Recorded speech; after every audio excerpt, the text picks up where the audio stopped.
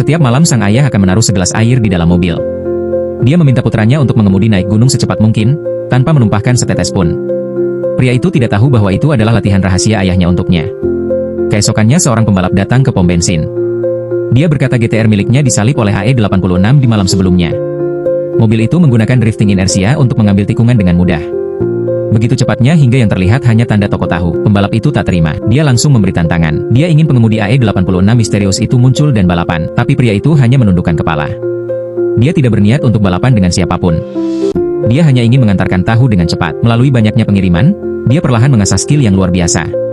Pertama-tama, ia berangkat pukul 4 subuh dan baru sampai rumah pukul 5.30. 2 tahun kemudian, dia bisa sampai rumah pukul 4.30. Dan sekarang, satu perjalanan ke gunung hanya memakan waktu kurang dari 5 menit. Bahkan tikungan paling tajam pun bisa ia lewati dengan satu tangan, tanpa kesalahan sedikit pun. Hingga suatu hari dia pulang terburu-buru dan secara tak sengaja merusak tahu. Ayahnya memarahinya dengan keras dan menaruh segelas air di mobil, memperingatkannya agar tidak boleh ada setetes pun yang tumpah. Setelah itu, cara mengemudinya menjadi lebih tenang dan lebih presisi. Dia takut kena masalah karena balapan, jadi dia tidak pernah berani mengakui bahwa dialah pengemudi AE86. Tapi ayahnya tetap bisa melihat semuanya. Yang mengejutkan, ayahnya tidak memarahinya. Sebaliknya, dia menyerahkan kunci mobil, mengatakan kepadanya untuk pergi dan ikut balapan tersebut. Malam itu, jalanan ditutup. Semua orang menunggu AE86 muncul. Saat jendela mobil diturunkan, semua orang terkejut.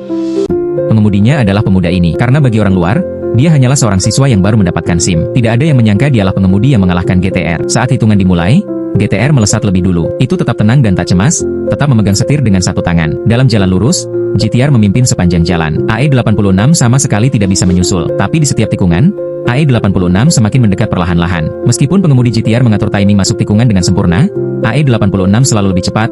Hampir setiap waktu mobil itu bisa tetap berada tepat di belakang GTR. Akhirnya, mereka mencapai 5 tikungan tajam paling berbahaya. AE86 tetap tidak melambat sama sekali. Semua orang mengira tidak mungkin melewati tikungan dengan kecepatan setinggi itu. Mobil bahkan bisa jatuh dari tebing. Pengemudi GTR hanya perlu tetap tenang. Dia pasti akan menang. Namun dengan suara ban yang berderit, pria itu menggunakan saluran drainase untuk drifting. Dan tepat saat itu, semua orang mengerti.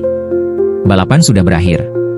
AE86 telah menang. Setelah balapan, pengemudi GTR ingin menantangnya lagi. Tetapi dia menggelengkan kepala dan menolaknya. Dia tidak ingin balapan sama sekali.